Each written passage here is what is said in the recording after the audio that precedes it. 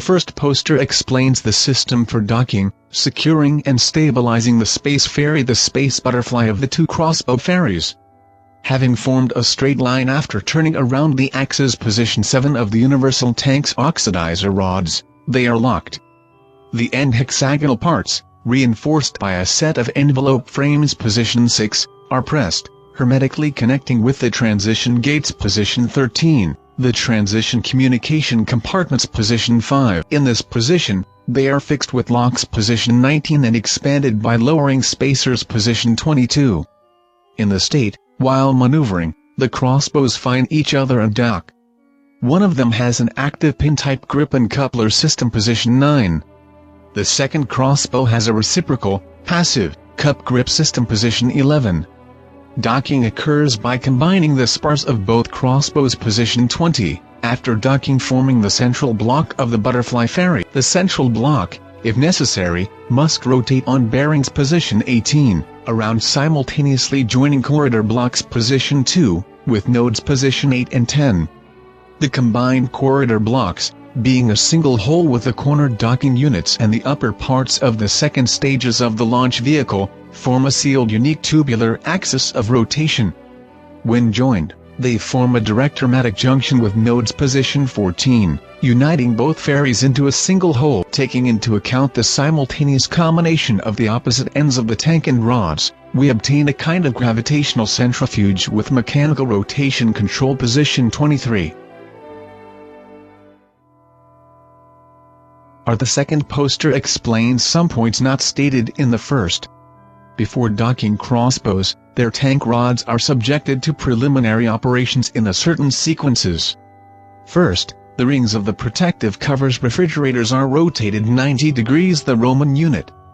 The covers then rotate around the hinges 180 degrees, taking a position along the sun's rays, providing a shadow position of their surfaces, favorable for infrared radiation of heat into space, the Roman deuce.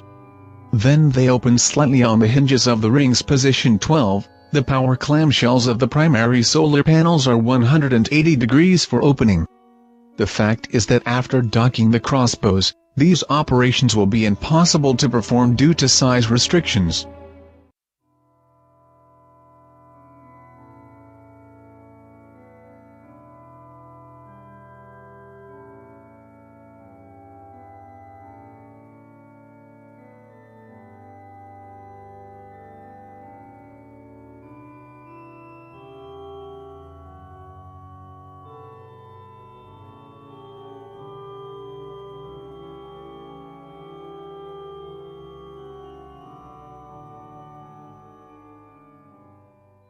Also on the second poster under the position rotation, the perpendicularity of the position of open solar panels and refrigerators is visually indicated, as well as the direction of rotation of the centrifuge relative to the pipe axis of the connected corridors.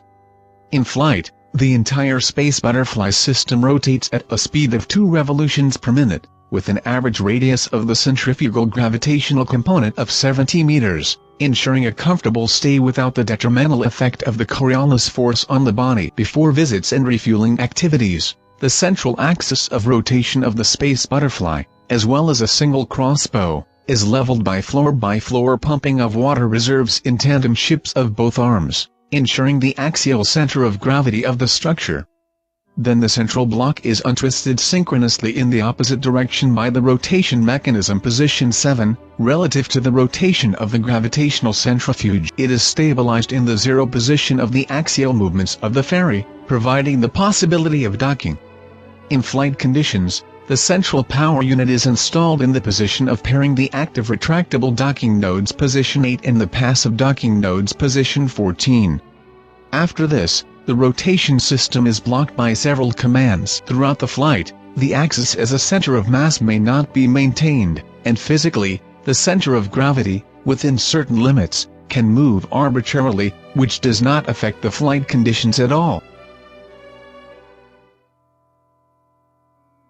On the third poster we continue to understand the design and configuration of tank rods.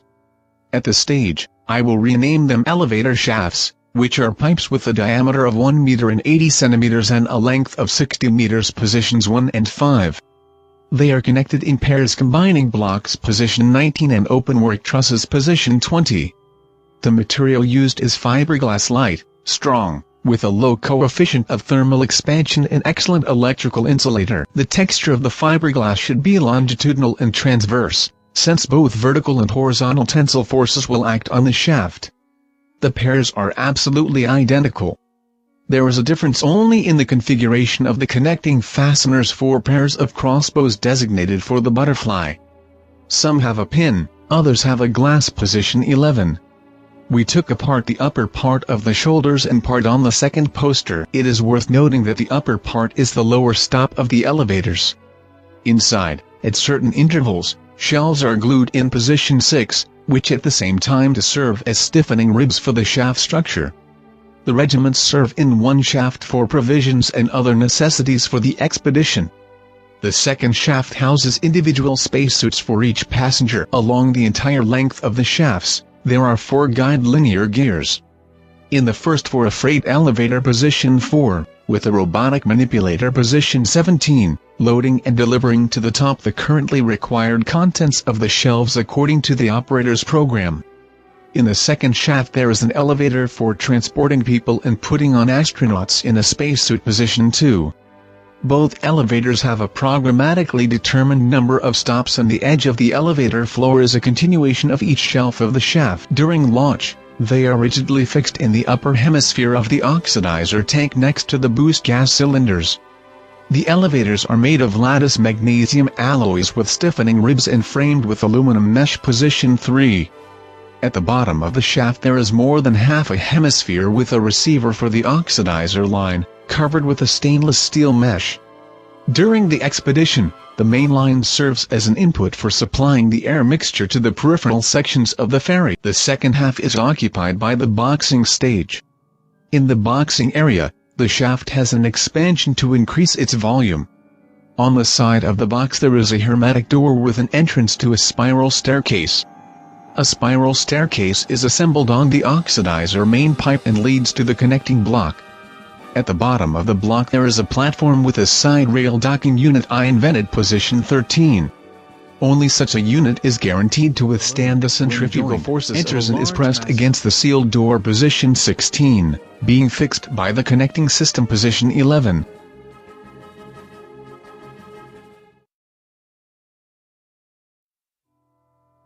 The fourth poster displays my concept designs for some fasteners. On the left side of the poster there is a knot of a 2-arm lock tank rod position 6.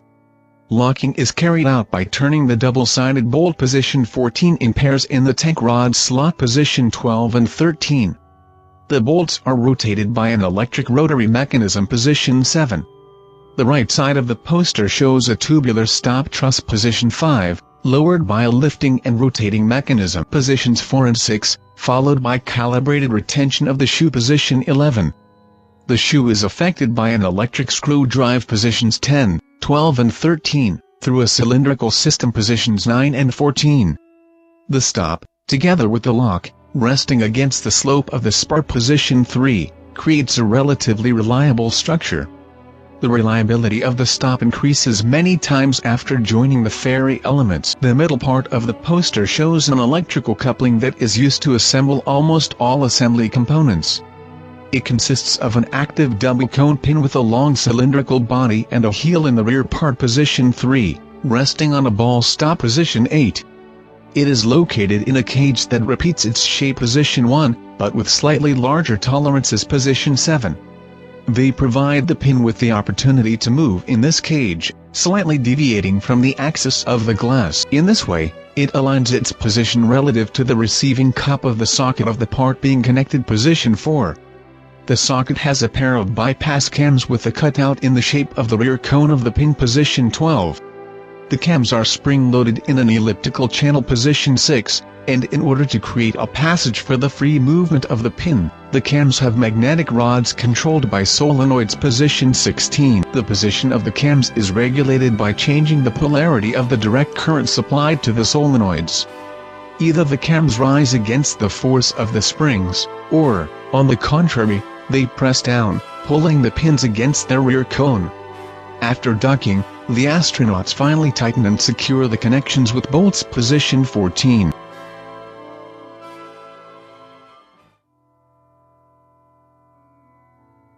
On the fifth poster I would like to present the concept of a unit with a Wajima plasma engine. The block consists of a central cylindrical part position 3, embedded between two tanks of liquid hydrogen position 4. Behind the central part there are cylinders with xenon gas position 2. In the central part there is a control system, and in the hemispheres of the central part of the block, on both sides, there are rotary mechanisms with contactors for transmitting opposite polar current during rotation position 5.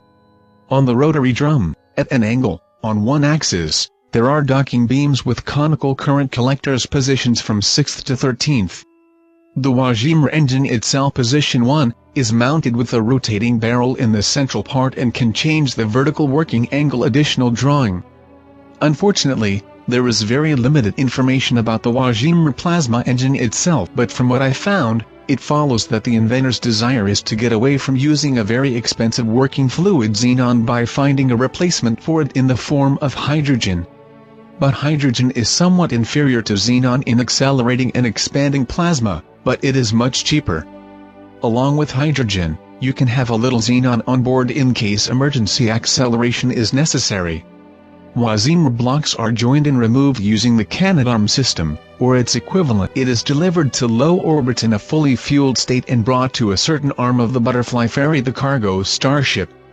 After completing the mission, the Wajima blocks are removed and sent to Earth for maintenance and refueling according to the same scheme, only in the reverse order, after which they are reused.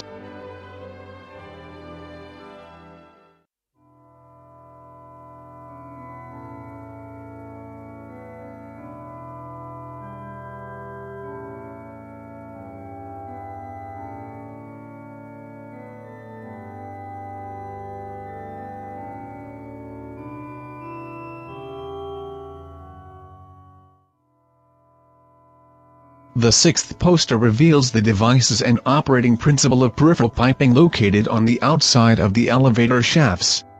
The poster shows the shoulder fully assembled and expanded. Due to the density of the poster, solar panels are shown fragmentarily position 9. Between the arms of the gravitational centrifuge elevator shafts, on the clamps position 3, spring-loaded bidynamic compensators for the difference in temperature expansion of materials position 4, an open-work frame truss is installed. It is in green. The farm is equipped with 4 Wajima plasma engines. Solar panels are divided into sectors indicated in Roman numerals. In order not to mislead you, the solar panels depicted around a pair of arms belong to different pairs, lying in different planes in depth. Solar panels are installed on one arm, and on the other, a protective shield refrigerator position 5. The area of each sector of the solar battery is separated by color. It provides current to its Wajima, or powers the ferry system. This ensures minimal weight of the bus lines. When connected in parallel, the voltage of the far panel of the sector remains unchanged, but the capacity with each subsequent panel increases with an arithmetic progression. Naturally, the closer to the consumer, the cross-sectional area of the electrical busbars increases. That is, it is necessary to have electrical transmission lines as short as possible. The connection of the current source is shown in the fifth poster.